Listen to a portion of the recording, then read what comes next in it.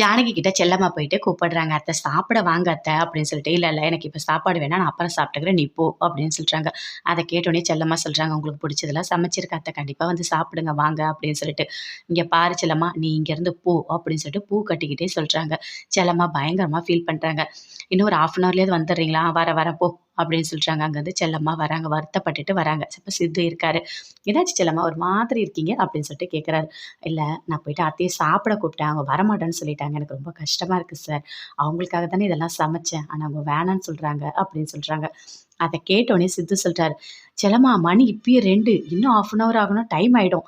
எனக்கு பயங்கரமா பசிக்குது. எனக்கு நீங்க சாப்பாடு போடுறீங்களா?" அப்படின்னு சொல்லிட்டு சித்து கேட்கிறாரு. "வாங்க சார்" அப்படின்னு சொல்லிட்டு கூட்டிட்டு போறாங்க. வாழை இல போட்டு நல்ல சாப்பாடு எல்லாமே போடுறாங்க. கறி, மீனு எல்லாமே விக்கிறாங்க.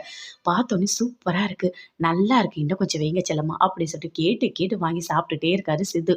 "என்ன சார் எல்லாத்தையும் நீங்களே சாப்பிட்ற போறீங்க. அத்தைக்கு கொஞ்சம் வேணும்" அப்படின்னு சொல்லிட்டு செல்லம்மா சொல்றாங்க. "சாரி செல்லம்மா, ரொம்ப டேஸ்ட்டா இருந்தது. அதனால தான் நான் எல்லாத்தையும் சாப்பிட்டுருவேன் போல இருக்கு" அப்படின்னு சொல்லிட்டு நல்லா சாப்பிடுறாரு. சாப்பிட்டு முடிச்ச உடனே, "செல்லம்மா அங்க ரூம்ல பீடா இருக்கு போய் எடுத்துட்டு வாங்க" அப்படின்னு சொல்லிட்டு செல்லம்மாவ அனுப்புறாரு. செல்லம்மா போயிட்டு பீடா எடுக்க போயிருக்காங்க. அதுக்குள்ள வாழை இலையில ஒரு லெட்டர் எழுதி அவரோட ரிங்க வைக்கிறாரு.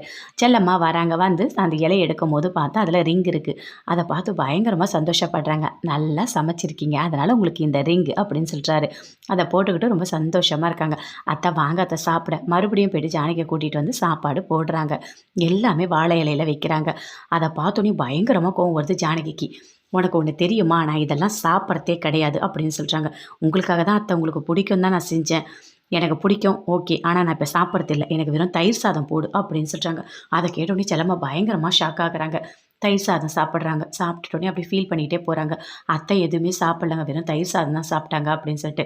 "இது எனக்கு முன்னாடியே தெரியுமே செல்லம்மா" அப்படின்னு சித்து சொல்றாரு. "என்ன சொல்றீங்க சார்? நீங்க இல்லன்னு தானே சொன்னீங்க. அத்தை எல்லாமே சாப்பிடுவாங்க அப்படின்னு தானே சொன்னீங்க."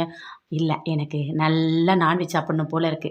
அதனால தான் நான் பொய் சொல்லி உங்கள சமைக்க சொல்லி சாப்பிட்டேன்" அப்படின்னு சித்து சொல்றாரு. செல்லம்மா அப்படியே அடிக்கிற மாரி சுத்தி சுத்தி ஓடுறாங்க 2 பேருமே.